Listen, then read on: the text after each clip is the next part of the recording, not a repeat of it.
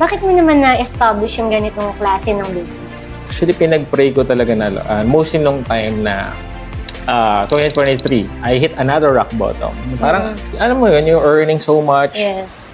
Tapos nawala ka sa insurance industry, merong nangyari na parang na-issue ako na parang hindi naman valid. So inayos yun nung lawyer ko. Tapos doon ko na nagpray ako na, Lord, ano ba talaga ano yung meron ako na kailangan kong umpisahan?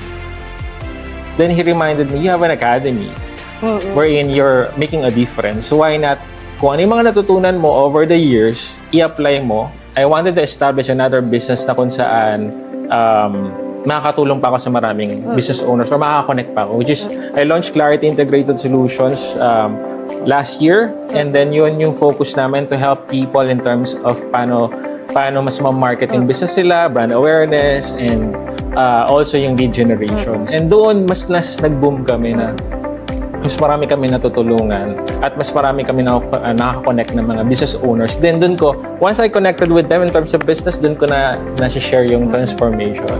Doon ko na-share si God. Yes. Na He has the power to change people. Kasi I always believe if you will change, everything changes. Yes. So doon na nag-start ang lahat. And actually, ang ganda lang ng service na ino-offer nyo, na lagi natin kasama si God in every decision na ginagawa natin and every challenges na kinakaharap natin. So always lang na humingi ng guidance, ng wisdom kay God. Kasi yun nga, yung mga challenges na yan, hindi naman ibibigay ni God if hindi natin kayang i-resolve. Hindi tayo bibigyan ng magandang breakthroughs if hindi natin etong binigay niyang challenges sa atin is hindi natin kaya. Kasi dun lalabas yung faith natin sa Kanya. Yes. 'Di ba?